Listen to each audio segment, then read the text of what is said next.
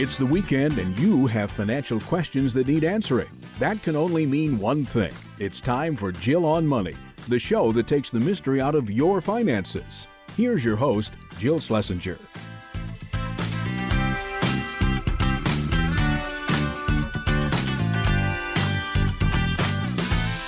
Welcome, welcome. It's Jill on Money. This is the program that tries to help you take control of your financial life. I'm Jill Schlesinger, CBS News business analyst, certified financial planner.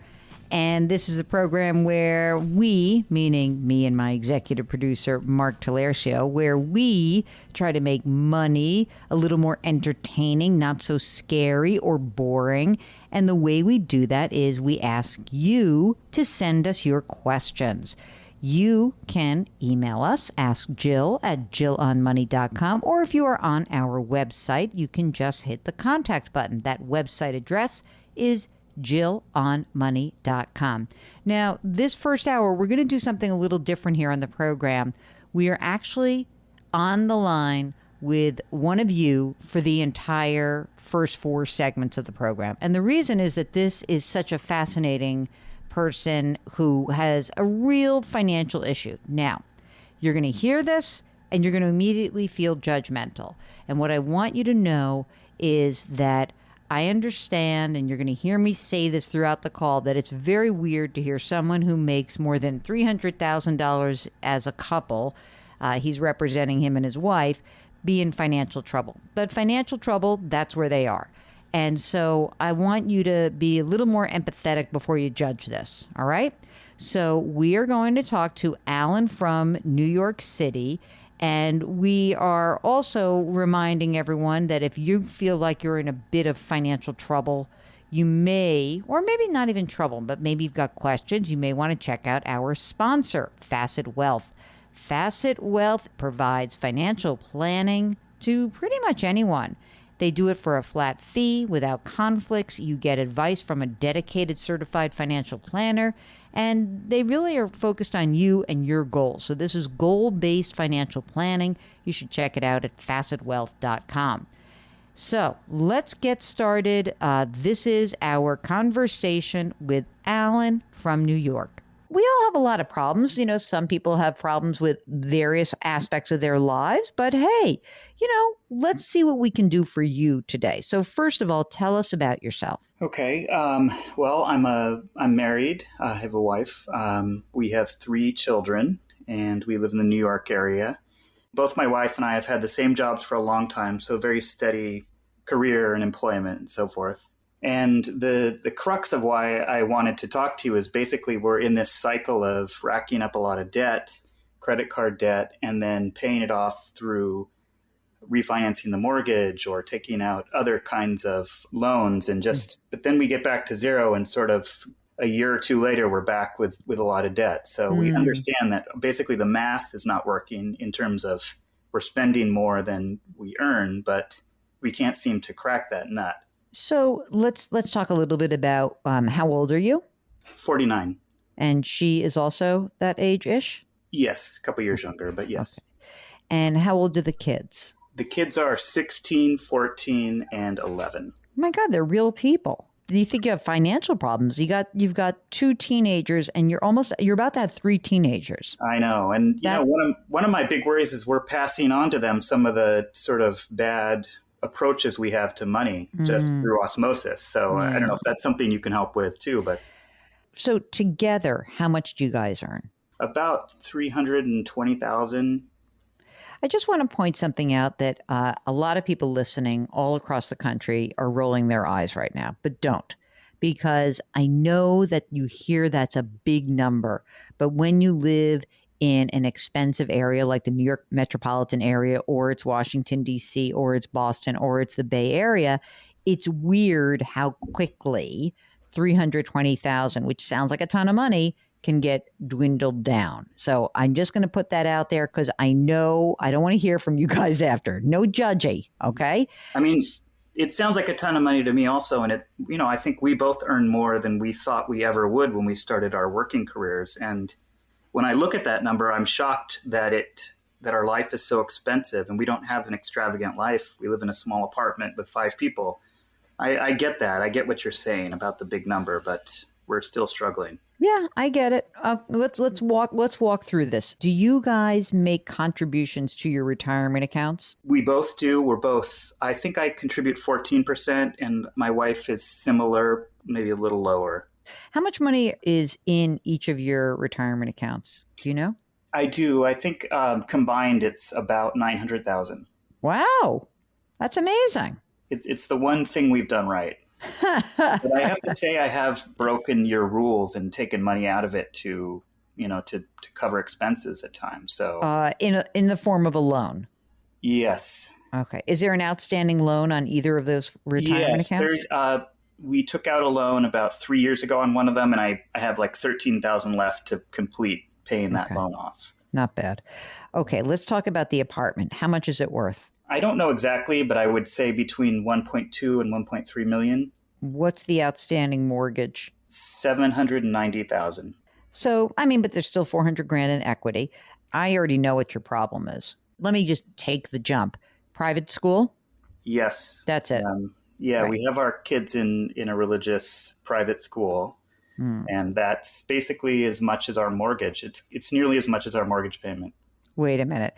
The private school is how much a year? So you've got 3 kids in private school, Yeah, right? we are on real financial aid, which I know probably sounds shocking to people.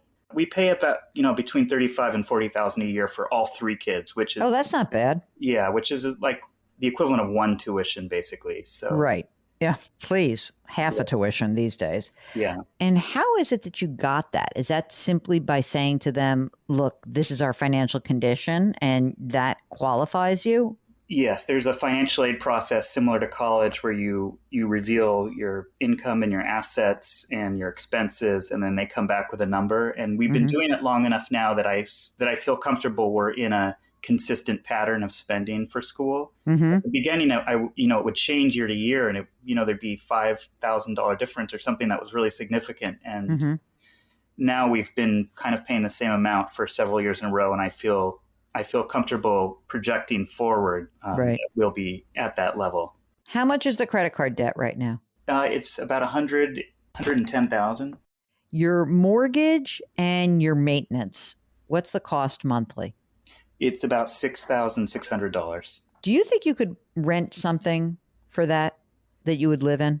Probably. During the pandemic, we really looked closely. Rents were very low where we live, and they went down, not low, but they went down from where they'd been. And, I feel confident we could, but I don't know for sure. Okay. Even if it were close, it wouldn't be so bad. Okay, so we're going to get back to Alan in just a second. And maybe you are feeling a little bit weird about being sort of a voyeur in this conversation, but it continues. And I think it's really important that we have these tough conversations with people.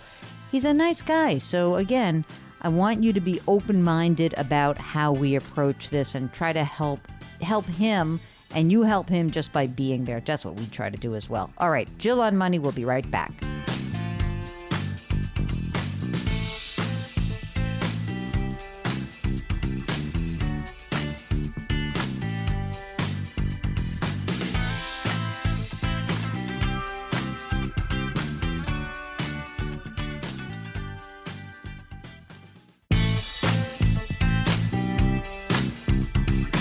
.401ks, IRAs, refinancing, she covers it all. Back to Jill on Money with Jill Schlesinger.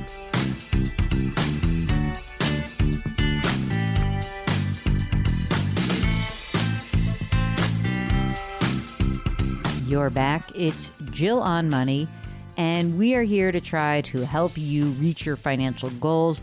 But we're also here if you need to be lifted up a bit. If you've gotten into some trouble and you need some help, we don't really care where you have come from. We do want to help you get where you want to go. And so if you, maybe like Alan and his wife, have some issues that are cropping up in your financial life, give us a holler. It's askjill@jillonmoney.com. Askjill@jillonmoney.com. That is our email address. just say, hey, you know what? I want to come on the air. And then you kind of skip the line. So let's get back to our conversation with Alan. We are talking to Alan from the Sleep Number Virtual Studios. Sleep Number, smart, effortless comfort. I bet Alan and his wife could use some sleep. Okay, here's more of our conversation with Alan. So a couple of things that are obviously it's the private school, but now you have to tell me the truth in that. Do you feel like this, I'm forgetting about the private school, but everything else, do you live an extravagant life? Because what happens sometimes is that you're putting yourself in this place where your kid's social life is with people who have a lot more money than you do. And so then you feel compelled to say, well, I can't let my 14-year-old, who's in soccer and really psyched about it, then not go to soccer camp because that's what all of his or her pals are doing. So, it's not just the private school, but it's a lot of other stuff. Is there a lot of other stuff that comes along with this? I think there is, and it's a big tension in our family's life because we live in a community where a lot of people do have almost unlimited resources, and we certainly are not in that situation. So my kids see that, and they have expectations built around that. And one example, right now my kids are away at camp, sleepaway camp. That's also a massive expense for us. It's more than $20,000 for the summer for the three of them. So, and they're having a really, this is like life-changing, wonderful time after the last 18 months of pandemic and being stuck in this small apartment. So I don't regret it. But yes, I think to your point, they do, and perhaps we do also have a set of expectations around spending that are shaped by the things we see happening around us and not necessarily by, what our means are. That said, we don't go on extravagant vacations. We're not going to Europe or the Caribbean or something like that. It's like we're driving to the beach and, maybe renting a house for a week, but it's stuff that's, we cook at home and, we try to be mindful, but it's obviously not working. Do you have wealthy parents on either side? Not in the sense that they could write a check and say, here, let's help. Those are my favorite kinds of wealthy parents. The ones that can write checks. I want to be that parent too. And that's one of the reasons I'm here today. Look, you probably have done this, which is you have probably taken the expenses and you've whittled everything down and you've looked at everything in this, that other way. I am leaning towards, and Mark, you'll jump in if you think different. I am leaning towards selling the apartment, paying off the credit card debt, and then you and your wife having a very hard conversation about how you live within your means. And I mean really hard. Mm-hmm. And I think that the issue is that probably you are in a situation right now where, as much as I'd like to say you're doing a great job with your retirement, you probably are saving too much money in retirement, and that's screwing up your cash flow. Mm-hmm. And although I really want you to do that, I don't think that I'm going to convince you to pull your kids out of private school, which you should do, obviously. I don't think that I'm going to convince you of that. So here's the ideal. The ideal is no more private school, public school. Then when you're with public school kids, you don't tend to go to fancy camps. But although, frankly, you could probably go to the fancy camp if, you weren't paying for private school, take it down a notch. And that's what I would say. But if I can't convince you of that, because they're already in this ecosystem, and that's one of those things that you breeders tend to tell me is impossible to do, then I think we're probably in a situation where you're going to have a conversation. You're going to have to bring the kids into this conversation, which goes like this. And I know it's horrible to consider this, but I would do it with the kids. And that is, we cannot afford the life that we have basically built. So here's what we're going to do. We are going to move. We're going to go into a different apartment. It may mean that you need to share a room, or you need to do this, or whatever the horrible trade-off is going to be. But the trade-off is you get to stay in your school, and that's great. And we get to essentially afford this so that you guys can all go to college and everything's cool. So if you sold the apartment, you had the $400,000, you'd pay off the credit card debt right now. You'd pay off the 401k loan. You would still have some money left over. You'd actually create an emergency reserve fund. You guys probably should never have less than $100,000 in your general cash account. And then you put aside some money. You may even say, I want to prepay private school. I want to prepay camp for the next year or two, whatever you want to do. And take the pedal off of the interest rate clock that credit card debt is accumulating, and also take the pressure off yourselves. And then I think you're going to have to put less money into the retirement account. Mark, do you think that that is a nutty idea? Yeah, this is a definite, this requires you guys saying, we've come to the edge, we've come to the precipice, we are not going to do this again. Because it's one thing to do it when you're 35, 38, 42, 49. And let me tell you, as someone who's in your 50s, who's already in her 50s, when this is happening in your 50s, this is it for you guys. Mm-hmm. This is it. If one of you feels wildly worried about what things are going to look like, I can tell you that the prognosis is not good as is. So this requires a real drastic coming together as a family. Mm-hmm. And, I believe that these kids have to be involved in it. I know that sounds crazy, but I think that if you really want to have good habits passed along, they're going to be pissed. There's no doubt. I mean, they're teenagers. They're completely narcissistic little beings, right? They're not going to be happy. But if you can talk to them and just say, we want to have as little disruption to you and your lives as possible. This idea of private school was really important to us. We are, I don't know how religious you are or not, whatever, but this was an important thing that we wanted to do for you.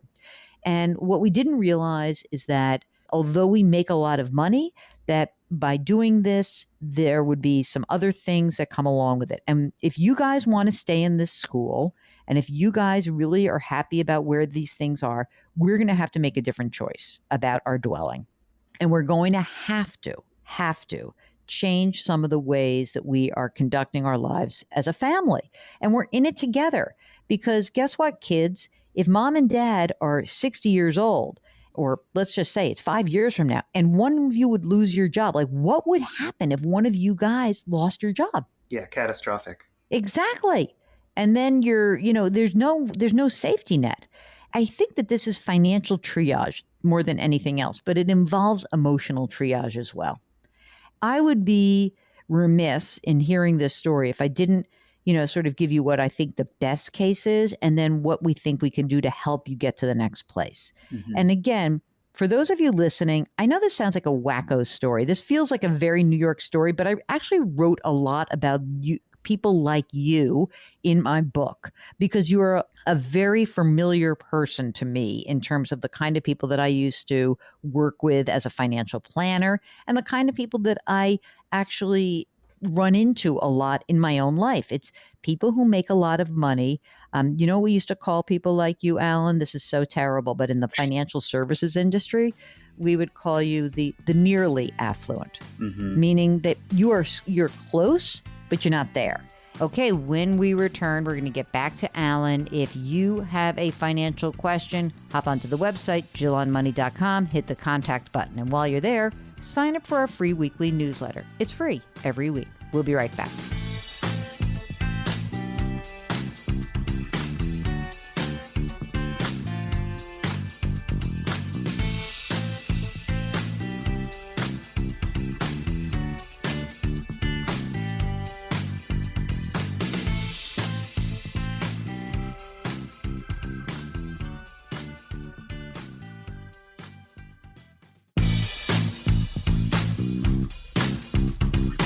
Welcome back to Jill on Money, where Jill Schlesinger takes the mystery out of your finances.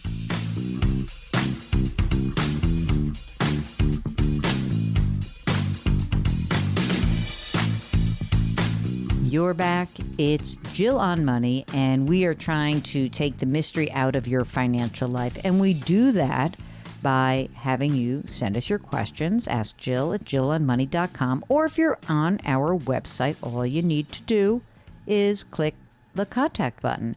And when you're on that website, you might want to check out some of the great resources we have. As I mentioned, we've got a free weekly newsletter, but we write a lot of stuff. You can listen to old shows. You can watch TV appearances. You can do all of that right at our website, jillonmoney.com.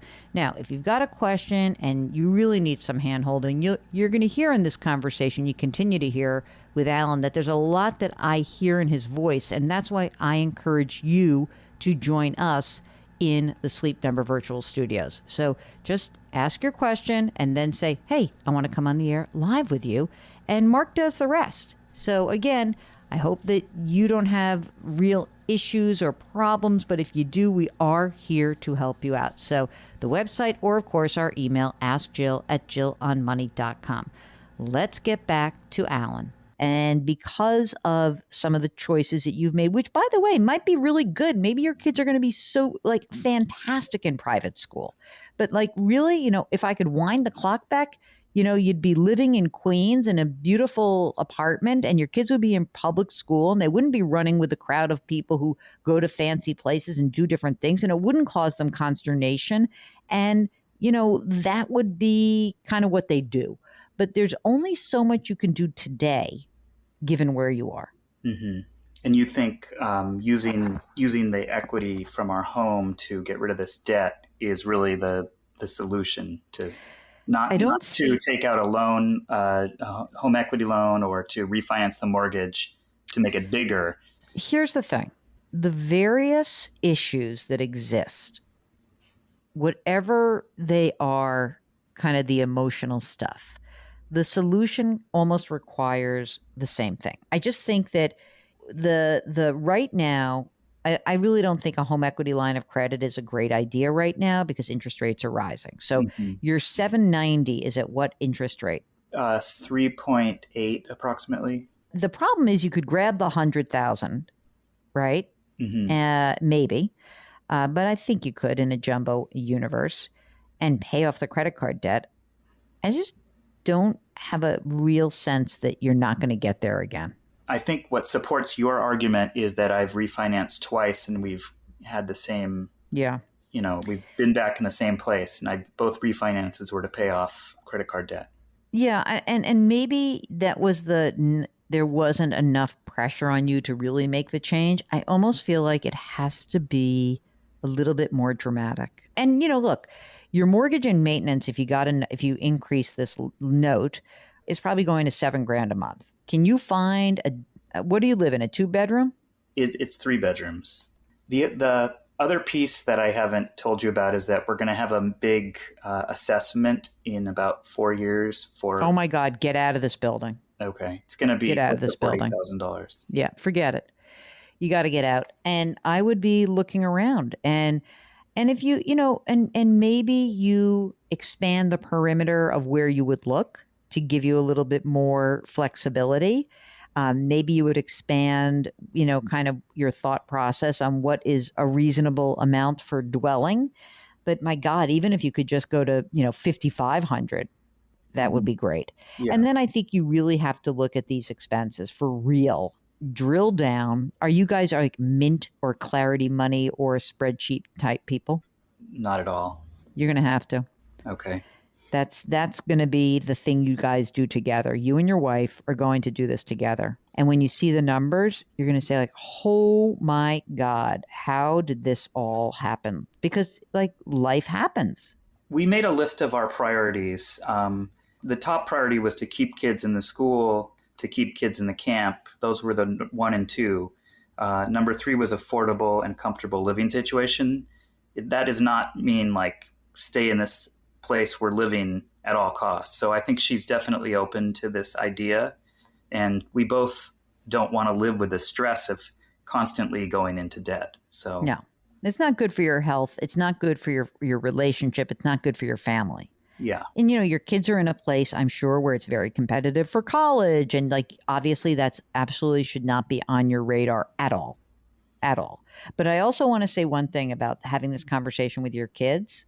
You are not in a position to pay for any college. 0. Mm-hmm. So they're going to have to figure this out. Okay. And you're going to help them. How 16-year-old is in what year? She's beginning 11th grade in the fall. So that's another reason why you want to involve them in the conversation, because you've got to be able to say, we cannot afford to help you with college. You'll be getting loans, or you should be looking for scholarships. You can't take this on, man. So let's go forward a little bit. We've sold our apartment. We've paid off our debt. Tell me about the process that my wife and I are going through in terms of budgeting, making sure we don't get back to the same place again. I think you have to figure out the best way to do it for you guys. But are you the types who like to use technology to help you with this? Are you the types that like to write things down and like create a actual like physical spreadsheet? Is that what you Yeah, what do you think you prefer? we are not the most technically savvy or, in doing this kind of cash analysis and spending analysis, it does not come easy for either of us. I mean, I think Mint is really easy to use. Clarity Money is really easy to use, and they have the categories there for you, and you can go and populate. Okay. And how small of expenses do you go down to when you're Everything. coffee? Everything. Mm-hmm. I do everything. It's one horrible like 30-day period where you really look at every single bill, Mm-hmm. and then you can maintain it. You understand what it is. I shouldn't say it's like 90 days because you need I'm sure you have insurance bills that are quarterly and but I do think that for you guys, it's an element of control. Okay, if you, like Alan and his wife, need some help and you realize that there really is only so much you can do right this moment, but you want to know the next best choice, then give us a shout. Ask Jill at jillonmoney.com. Ask Jill at jillonmoney.com. Or if you're on the website, just click the contact button. Okay, we'll be right back.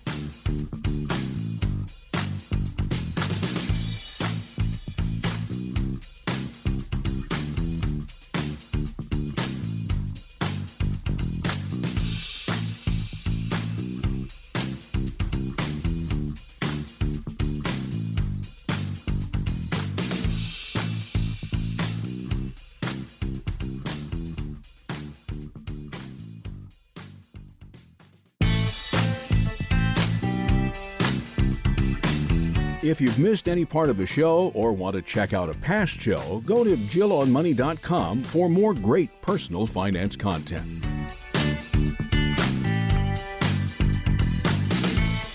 You're back. It's Jill on Money, and we are going to conclude our conversation with Alan. Bad stuff happens, and what do I usually say? You've got to go back to the basics. And in the case of someone who's accumulated a lot of debt or maybe living a bit beyond your lifestyle, what you really need to do is start tracking what's coming in and what's going out. It's not fun, but it will give you control at a time where I think you feel really out of control. And that is the beauty of tracking stuff, whether it's tracking your weight loss or tracking your progress with working out and tracking your financial life. So this is really going to be the essence of where Alan and his wife need to begin, which is back at the very beginning, just like they say in the song. Okay, let's get back to our conversation and conclude it with Alan. Look, when I was in college, I know that you might see me on television and think, she's a skinny gal. And I kind of am a skinny gal. But when I was in college, I played sports. And then I had an injury. And then I ate my way through my discomfort and sadness that I was no longer playing sports. And I ballooned up and I gained about 40 pounds. And my sister said to me, you know what? You should go to Weight Watchers. And this is when you had to actually go and have meetings at Weight Watchers. Mm-hmm. You know what the first thing they told us was, you got to write down everything you eat. And I was like, everything? And they said, yes, everything. And it's shocking when you do that. First of all, you're more responsible to the process when you actually are writing it down or, using an app, whatever. And what is also amazing is the emphasis that they put on, I don't think they do this anymore, but on portion control, like weigh this portion. I remember saying to my sister, it's so weird. Like, I feel like I'm becoming compulsive. And she goes, you kind of have to be a little compulsive in the beginning just to get your arms around what's happening. And that is pretty much what happens with cash flow or budgeting. In the beginning, you've got to be a little compulsive, get your arms around it and see where this squish factor is. It's the old story, like you have income of over $300,000. It wouldn't be shocking to me to learn that, you don't know where 30 grand a year goes. It just goes. Wherever it goes, it goes. And I'd like you guys to figure out where this money is going so that we can capture it and harness it and figure out how we can automate a lot of the things that you're doing in your financial life and relieve your stress. That would be the big win for me. You're not going to find yourselves living large, but I think if we can actually tamp down the stress and relieve you of your emotional guilt around all this stuff, we will have helped you really get to a new place. That all sounds great. I think the stress at this point is pretty close to unbearable for us, and we don't feel like we're living large. Yeah. So it's not as though, there's some beautiful thing that we're cutting out. It's really just keeping an eye on things. It's a weird thing. I mean, I think, Mark, you can speak to this also, that there are things that you don't realize, like this, there's a mindlessness around this that can be pernicious. Mm-hmm. And so my analogy is often that I'll use myself as like the complete screw up on this matter, because now you're going to see that I'm really insane about the way I eat.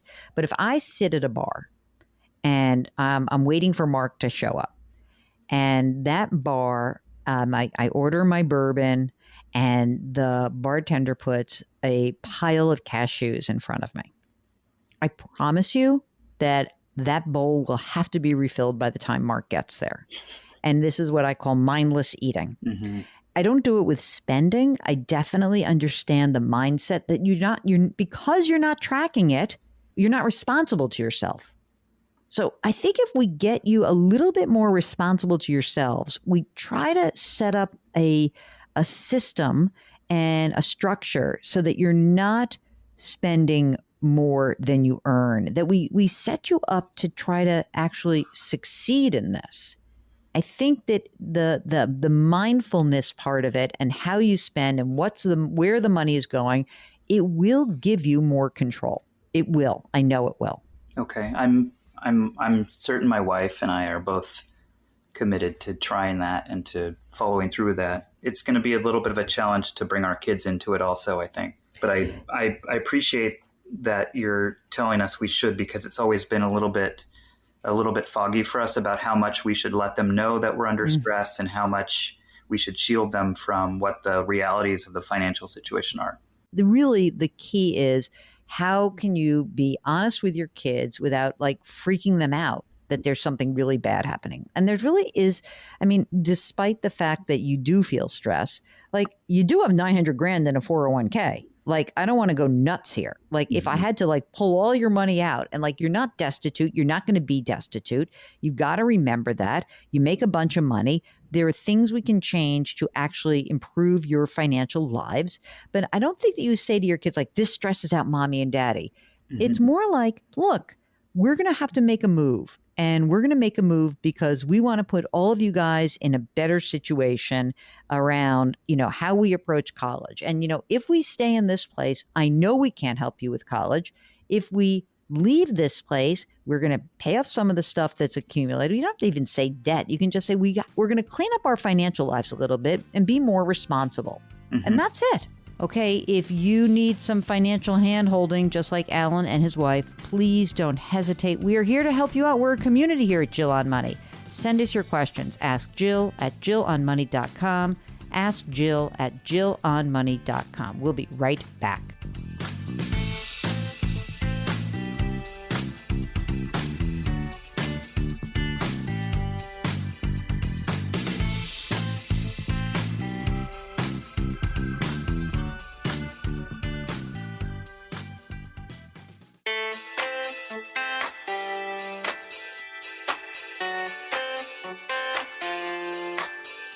You're back. It's Jill on Money. And before we finish up the hour, we want to answer more of your questions. Whenever you have a somewhat distinctive name, I like to just either use initials or change your name. So I'm going to call this questioner AC. And AC has a question about 457 funds. And AC writes, my investments inside of my 457 plan are currently invested in a target date fund. My question is whether I would be better off investing the funds in an equity fund that tracks the S&P 500 and a bond fund. So, Mark, at what point do we think the move out of a target date fund into, say, a couple or 3, 4 index funds makes sense? Do you have a threshold in mind for that when you think about, because target date funds are really easy.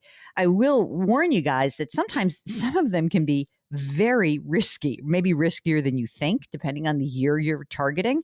And some of them actually cost money, and it's annoying, like a lot more money than just using index funds.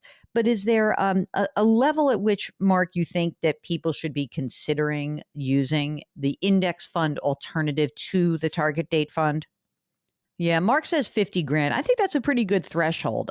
Now, this doesn't mean if you have a really cheap target date fund and you have $75,000 in there and you just don't want to bother, that's okay too. But if you have a question, what you need to do is look at that target date fund, click on it. Okay. When you click on it, you will be shown what your allocation is right now. And it might surprise you if you're, say, 40 years old, your target date fund might be invested 95% in risky stuff and 5% in not so risky. So you want to check what the allocation is, and you also want to check the cost. So those are the other variables that you should keep in mind. Okay.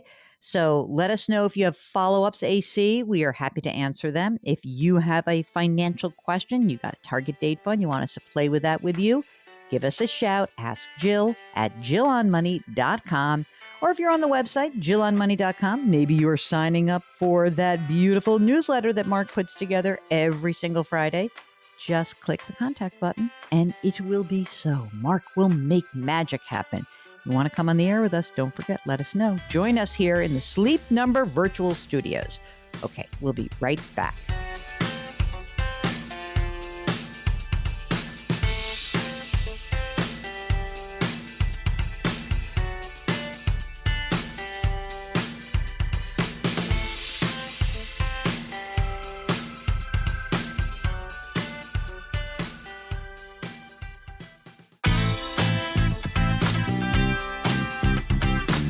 It's the weekend, and that can only mean one thing. You're listening to Jill on Money, the show that takes the mystery out of your finances. Here's your host, Jill Schlesinger.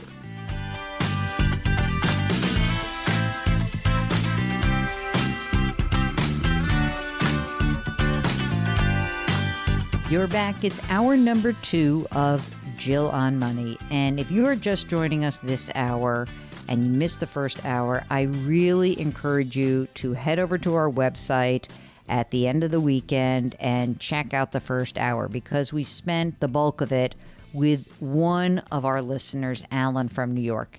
And it was a really tough conversation. I have to say, this conversation stayed with me and Mark for a while. We kept talking about this guy.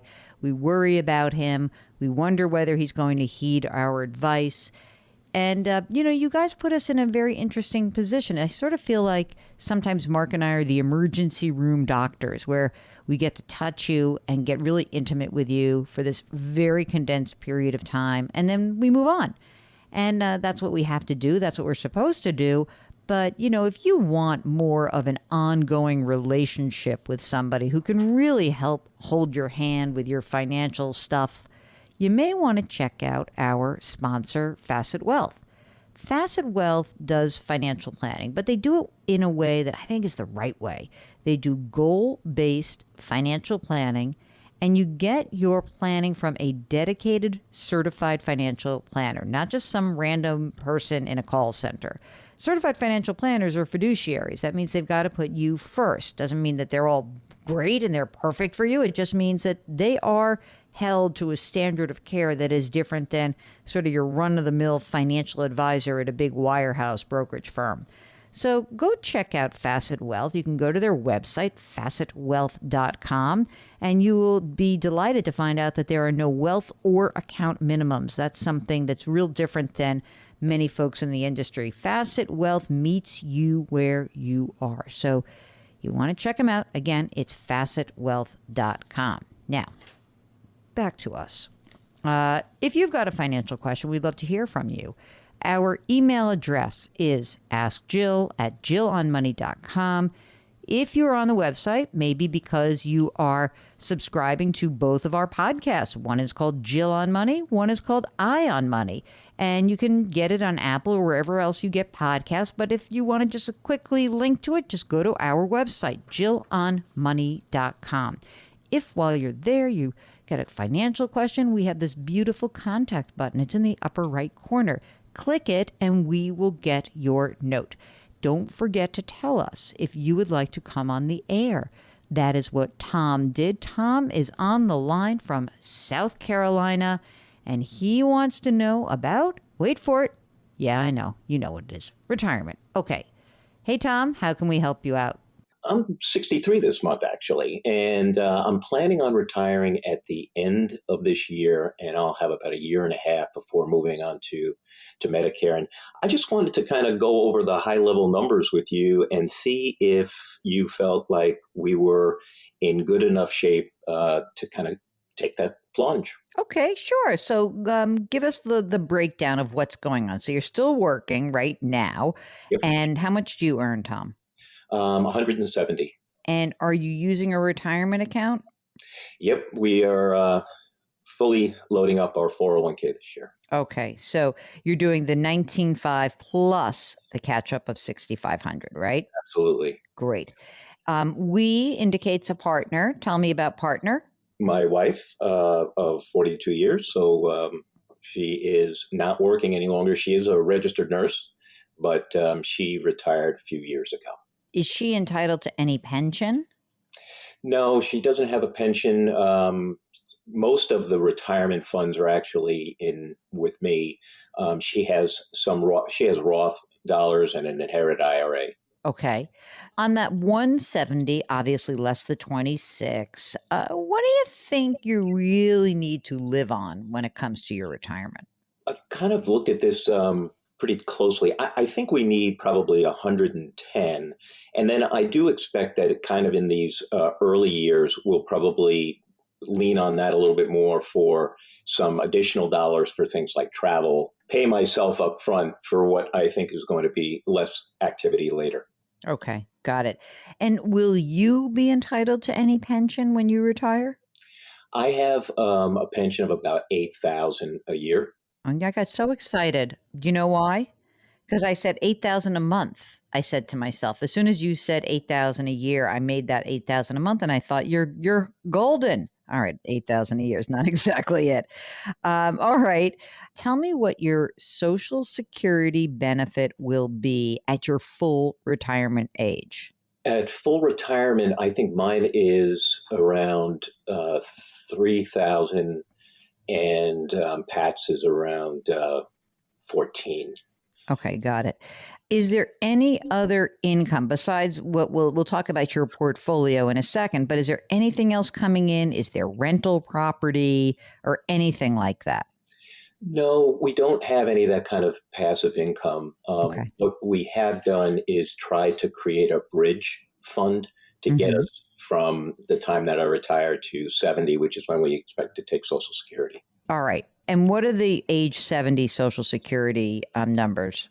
2,000 for my wife and a little over 4,000 for myself. Okay, that's great. Okay, so now we're getting into it. Here we go. Cash on hand. What do you got? 270,000. Is that part of the bridge?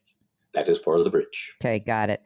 Any non-retirement investment accounts? We have a multi-year guaranteed annuity, which is going to mature in, I think it's May just before I turn 65. And our plan was that will be about 470,000. That's part of the bridge. Mm-hmm. And that is, we expected to roll that into a 5-year period, certain SPIA, so that would carry through to age 70. Everyone, Tom just totally showed off and used the term SPIA, which is a single premium immediate. There it is. I lost my eye. There you go. You bailed me out, bro. Okay. Single premium immediate annuity, which means you plunk a big chunk of money in, the insurance company takes it, turns on the spigot and says, okay, for 5 years, we'll pay you this. And all the money will be cashed out in that time. Okay. is the idea that the cash is basically 63 to 65 and then the annuity is 65 to 70? Yeah, basically, that's right. I expect that the cash will run a little bit longer and will help with paying taxes on Roth conversions that I expect to do over that period of time. Okay. And so let's talk a little bit about the money. First, let's do your wife's money. So she's got an inherited IRA. Is that under the old rules or the new rules? Can she dribble that out or does she have to do it within 10 years? It's old rules, Okay. And how much is left in that? about 50K. How much is in her Roth? Her Roth is about 60K. 60. Okay. And that's it for wife money, right? That's right. Okay, we will get back to Tom in just a minute. If you want to check in on your retirement, shoot us a note. Ask Jill at JillOnMoney.com. Ask Jill at JillOnMoney.com or click the contact button in the top right-hand corner of the website, Jill on Money, which I know you've bookmarked. Okay, we'll be right back.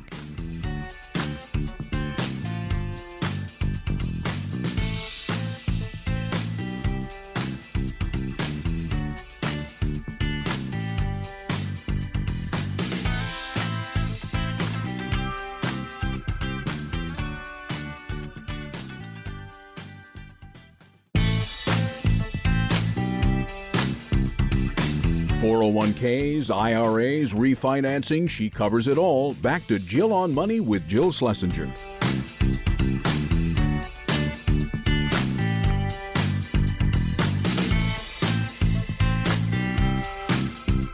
You're back. It's Jill on Money. This is the show that attempts to take the mystery out of your financial life. It's pretty mysterious out there, I know. And it doesn't really matter what your financial issue, question, concern is. Our job as we see it, Mark and I talk about this all the time, is to not necessarily make you a ton of money. What we want to do is help you make the best decision for you, not for anyone else. We don't like people who compare themselves to others. We tend to laugh a lot when people say, well, how are people my age doing? I don't know. You know, if you're a school teacher, it's pretty different than if you are an investment banking analyst. Those are two different types of people. So we want you to compare yourself with you, right? We're all born with different bodies. We work out. We can do different things. We are all making different choices in our lives about our money. And a lot of that has to do with the career you've chosen. If you're choosing a career where you don't make a ton of money, we still know that you have financial issues. We want to hear from you. If you are lucky enough to be rolling in lots of dough and you're nervous about it or you don't know how to manage it, we also want to hear from you. So don't worry. It doesn't really matter what it is. It just matters that you reach out and you make the contact with us. That's what we really hope you do. Just send us an email, ask Jill at JillOnMoney.com, or if you're on the website, hit the contact button. Don't forget to tell us if you'd like to join us on the air. You know, I just think that these conversations are so great, and it's important to hear your voice, and it's important that we get to hear what you say to some of our follow-up questions. It's much better live in that conversation. And so we encourage you to let us know if you're willing to come and join us right here at the Sleep Number virtual studios. Sleep Number, smart, effortless comfort. You want smart and effortless comfort in your money too, so let's get going. Let's continue with our conversation with Tom. Let's talk about the big chunk of money that you have accumulated. Tell me about that. With Pat's included, just to make it simpler, we have about a little over 2.1, and I'm in a 50-50 split roughly. It's currently a little bit more on the stock side. So we have about 1.1 in stock and 1 in bonds and CDs. And is most of this pre-tax money? Yeah, there's about 225 that is in Roth or HSA. And that's why I want to do these Roth conversions, because I should be in a much lower tax bracket. Right. So presuming you retire at the end of this year with your 2.1 million and this other money, then your total income is essentially just whatever you are either converting or whatever money is being generated from the cash portion. Is that right? Yes. There's no other hidden thing that I should be worried about, right? There's no other hidden thing to Okay. What's your goal on the conversion? Do you want to stay in the 12% tax bracket or the 22? I wanted to stay in the 12, and I figured if I could do 600,000 over the next, 6.5 years, Yep. I would be able to do that. I like that. I think that's a good game plan. What's the tax situation in South Carolina? Pretty good? Yeah, especially when you hit 65. It's a fairly friendly state to retirees. I mean, I think this is a pretty cool plan because you've got the money that's available. You'll convert. I'm just wondering, the annuity that you have accumulated, that is a non-qualified annuity, right? That's correct. Okay, so the money from the 5-year period certain means that from 65 to 70-ish, you will have income. That's exactly right. And the taxes will be spread across that. So it'll be 20% of that annuity per year will be taxable. Yeah, and so you won't be able to actually convert as much. Exactly. So I figured I'd do a large amount next year when it's just pure cash. Mm-hmm.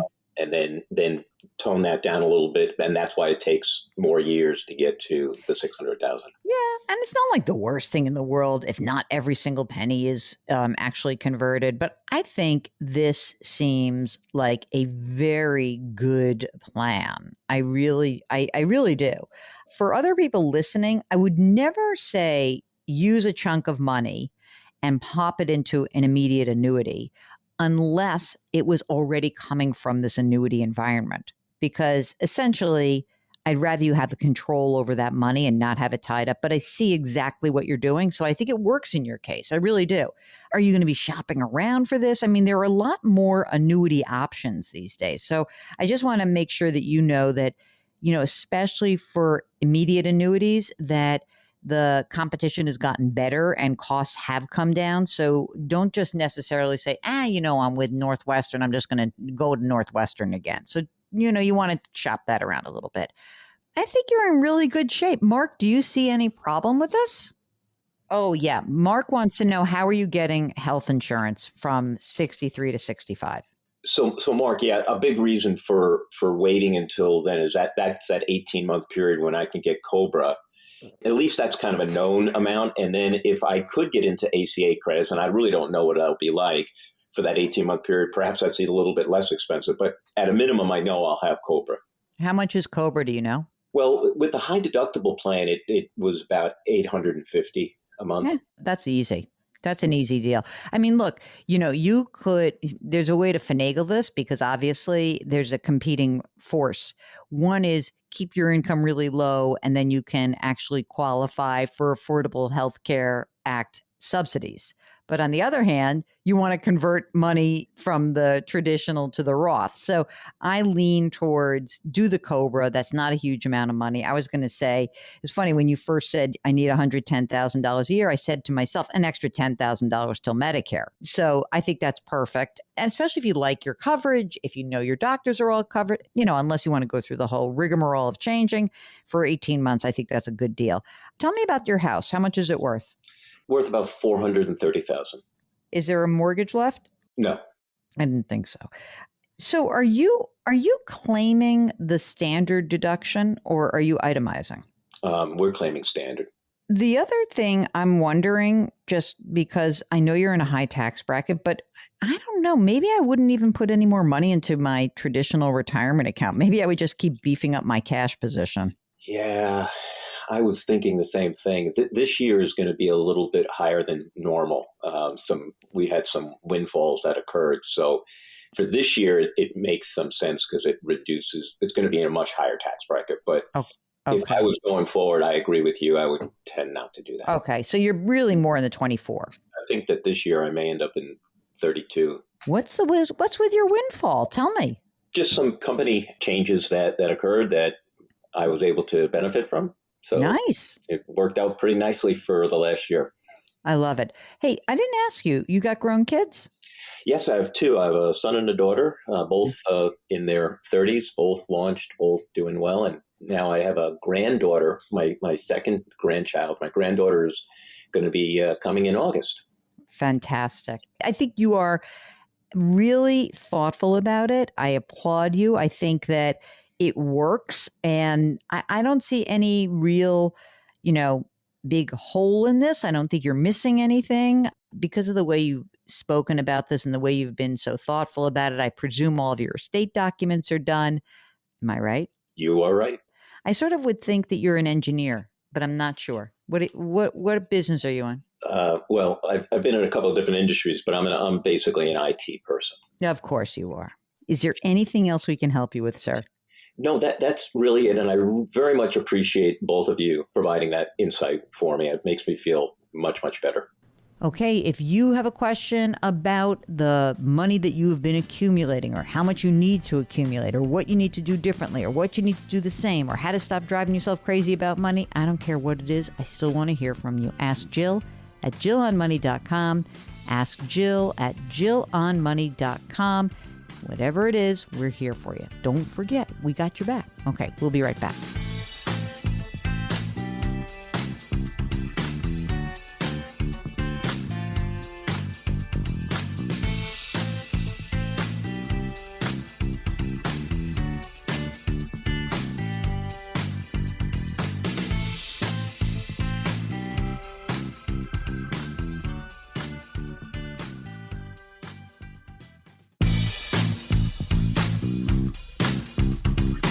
Welcome back to Jill on Money, where Jill Schlesinger takes the mystery out of your finances.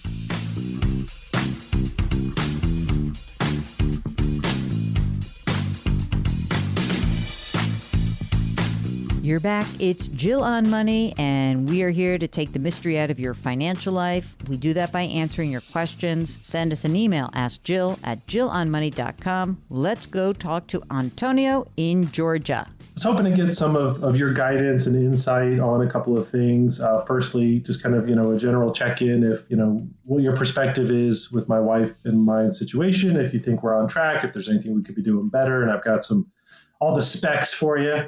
Also, just wanted to get maybe your perspective on a question regarding student loans. And then if we have time, just a short question on bonds, if there's time. I like all of the subjects that are teed up. So you know what? I might keep you on the line for a little bit. Okay, so the general check-in starts with, tell us a little bit about yourself. Sure. Well, my wife and I, she is 31, I'm 36. Our income, we've been fortunate, has risen fairly dramatically in the last maybe 5 years or so. Combined, we make about $290. I make $200. She makes about $90. She contributes 25% of her income split between traditional and Roth to a 503B, I think is what it is. She works for a nonprofit. 403B. Thank you, 403B. Okay. Her employer kicks in $6,000 a year. I contribute currently 22% of my income split also between Roth and traditional, and my employer kicks in about $9,000 a year. My plan allows for the mega backdoor in-plan Roth conversion, so I take advantage of that. We both plan to contribute, kind of add to our contribution percentage each year until we get to 30% is our goal. We both, for the first time this year, are doing backdoor Roth IRAs. We have to do those separately because we file our taxes separately for purposes of student loans for now, let's say. Mm-hmm. So currently that puts us, we contribute between ours and employer retirement contribution that's like $88,000 a year. That's a ton. 88? Yeah, so my 22, her 25, plus the 15 or so from employers comes to about 88, yeah. So that's amazing, and you're young, and do you have any kids? We do. We have an 11-month-year-old daughter. We have a 529 plan for her that's got, I think, like 7,000 or 8,000 in there right now. Okay, good.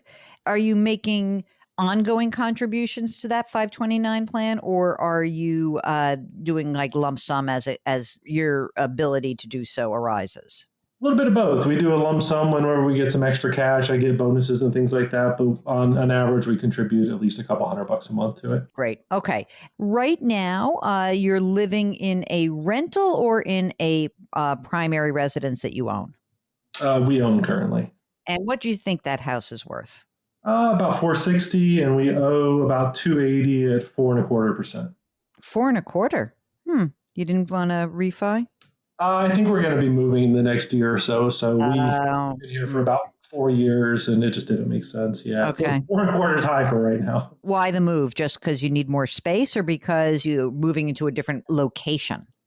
Similar location. We'll probably stay in this area, but we've been in townhomes for the last several years, and I think it's time to move into something. I say this, the beauty of renting always crosses my mind, but I think we'd like something with kind of a yard and maybe some more bedrooms for when her parents come and stay with us. Got it. Okay. And will you have to spend more money on the next dwelling? Does anybody ever say no to that? I know. I mean, even when people are downsizing, it always ends up like, oh, wow, I actually paid as much as crazy, right? Yeah. So this house is worth, like I said, about $460. Our new budget is close to $8. Okay. So now let's talk about the money you have that is actually in safe assets, meaning your emergency reserve fund. Yep. So we've got a 6-month emergency reserve fund, mostly in cash, and the rest, I have a small portion that is invested in safe investments, but we've got 6 months. And then we've got, I have about 10,000. I max out my HSA every month. Oh, good. And then we also have kind of separate buckets for savings. So we've got maybe 30,000 split between kind of our vacation and car fund if we need to get new cars. And then lastly, we have about another 100,000 in a brokerage that is set aside for down payment money on the next house, plus the equity in this house. Okay. And that brokerage is invested in what? Everything that I have invested across my HSA, my brokerage, our retirement accounts is all in S&P low cost index. But you think you're going to be looking to move within a year or in a year or two? Like, what do you think the time horizon is on that? I would say within the next year, which is why all the money that I've been putting into that account for maybe the past 6 months, I haven't actually converted into an investment. It's just okay. In money market. Yeah. I mean, because obviously I'd get nervous about that, right? Yeah. We want you to have no risk in that, whatever that fund is. Now that you're within the year, now it's time to say, okay, the risk portion of our adventure is now over for that account. All right, that's good. So we got the 529, we got the brokerage, we got the emergency reserve. You mentioned that there is student loan debt. It's your wife's student loan debt, right? Exactly. Yep. And how much is outstanding on that? There's a couple things going on there. It's combined federal balance of about $80,000. I have no student loan debt. She is part of the public student loan forgiveness program, and we have been absolutely dotting every I, crossing every T, because as you probably know, there's a lot of ins and a lot of outs. Yeah, I think exactly 3 people have gotten their loans. Yeah, something like 3. Yeah, so she is, I think, very much on track for it. However, we had to sit down a couple of years ago when we realized, hey, we've got enough cash if we wanted to pay it off. And as you know, of course, since March of last year, it's actually been in forbearance, which is cool. But we sat down and we decided to write it out to see if it does indeed get forgiven. So we're 5 years into the 10 years now. Wow. But what we decided to do is to sort of hedge our risk, because I just don't have a ton of faith in the process, I guess, just not having seen it. That we've put about $500 to $700 a month into a brokerage account every month. It's now up to about $20,000, and we'll continue to do that for the next 5 years. If it doesn't get forgiven, then we have the ability to pay it off.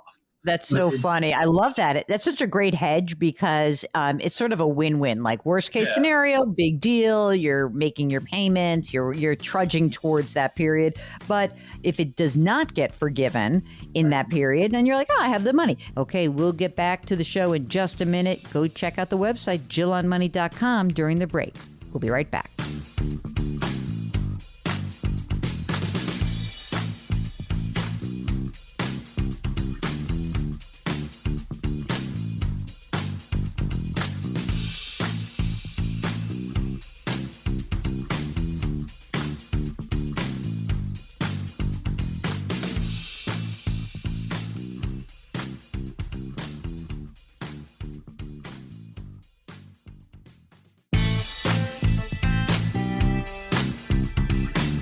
If you've missed any part of a show or want to check out a past show, go to JillOnMoney.com for more great personal finance content.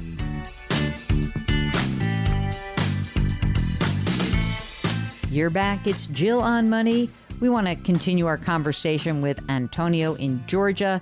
Okay, come on. For the umpteenth time, yes, you need bonds in your portfolio. How much money do you have saved in your total retirement accounts right now? Like, just give me a ballpark of, Roth and traditional. Between the two of us, about 450. That's great. You're so young. It's great. It is. Okay. I think you're in amazing shape. Keep doing what you're doing. I love it. Now, finally, you said you had a question about bonds, and I presume it's because all of your money is in an S&P stock index fund of some sort, right? That's exactly right. Everything is in a low-cost S&P 500 index fund, but listening to your show has definitely, I've always understood the conventional wisdom that you should have a balanced portfolio split between equities and bonds, but it never really sunk in. I'm still not sure that I'm quite ready for bonds yet, but I understand at least now that I think I'll have to make the plunge at some point. So, I started to look into it, and everyone, including I think yourself, recommends low cost kind of total bond market funds or something similar. And I was just curious, looking at how that kind of fund operates. And I love the idea, obviously, of funds when it comes to stocks and equities, but with a bond that you maybe buy from the Treasury, obviously it has either a zero coupon or coupons that guarantee those interest payments and you get your principal back. Whereas with the funds, you can obviously have a negative, it can turn down. So I was curious, why is a bond fund that could perceivably lose its principal value more advantageous than buying funds directly from, Treasury Direct? Very good question. First of all, I don't think that buying treasuries right now would be where I'd go for you. And so if anything, I'd be thinking, because most of your money is in retirement assets, right? And you have no current taxation that you need to worry about, I would be likely to look at a corporate bond, probably an intermediate term, meaning no longer than 10 years, probably no longer than a 7-year bond. The longer the duration of the bond, right? If you go 30 years, the more susceptible that bond price will be to price fluctuations. So I think the question you're asking is a great one. Why should I buy a bond fund versus buying an individual bond? First of all, obviously in your retirement accounts, you don't have the ability to do that, but you would in your Roth accounts. And so the main reason has always been that buying individual bonds can be expensive. It's like one of those weird parts of the marketplace where there hasn't been the same kind of price pressure downward on buying individual securities in fixed income markets as there has been in the equity markets. So in other words, you can buy a stock for $0 on an app right now, right? I'm not sure you can do that for an individual bond because the bond market does something that's called a markup. So you buy a bond, it's a price, but then the actual cost is built in. The price of the bond is marked up to actually make sure that the person selling that bond gets paid. So most people are choosing, unless you have a bunch of money, because of the cost of buying bonds and the market's a little bit tougher to get into without big dollars, that most people are using bond funds. But you rightly point out. So let's just say I buy a bond, okay? I lend you money. That's all a bond is. Everyone's listening. I go, oh my God, bonds are so mysterious. It's a loan, guys. Come on. So I lend somebody money, an institution. Let's just call it a plain company. You live in Georgia, so I'm just going to say, let's say I buy a Coca-Cola bond. I'm basically lending Coca-Cola money. Coke is going to say, we're going to thank you so much for your loan, Jill. For that loan, we're going to pay you interest of, I'll make it up, 3% for the next 7 years. And you're going to get paid twice a year. So that 3%, the stated amount of money that they're going to pay me, that fixed interest, that's why it's called fixed income, that remains for the whole term of the bond. And why would the price of the bond fluctuate? Because the prevailing interest rates will start to change the value of the bond. Here's what I mean. If all of a sudden I can get 5% in a new corporate bond, but I own an old 3% bond, well, guess what? The bond value is going to go down. Conversely, if all of a sudden interest rates plunge and my 3% is quite valuable when I can only get 1% elsewhere, then the value of my bond will rise. But at the end of the day, with an individual bond, I'm going to get the money that I lent back. I'm going to get my principal redeemed. And so that's what you're talking about, which is there can be price fluctuation during the period that I hold the bond. But at the end of the day, at the end of that term, 7 years, let's pretend, I'm going to get the money back that I actually put into this holding and in this loan. They're going to pay me back, and I will have earned 3% a year on that. Okay. Now, with a bond fund, guess what? You're right. Yes, bonds are maturing inside of the portfolio that the bond manager holds or the bond index holds. But the price, the fluctuation is going to be a little bit different. Here's how you get compensated for that risk that you're taking. When the price of the bond fund, the total value of the fund goes down, every time a bond matures, right, or is redeemed, the fund manager gets cash and is buying a new slug of bonds. So you're basically reinvesting money, and you yourself are reinvesting money at intervals that are lower. When you buy a bond, it's going to feel weird for you in the beginning and your arm might hurt, but over the long run, you're going to actually inoculate your portfolio in a way that it will act differently as the economy changes in the future. Okay, if you would like to join us here at the Sleep Number Virtual Studios, all you have to do is send us a note. Ask Jill at jillonmoney.com. Say, I want to come on the air. Mark does the rest. We'll be right back.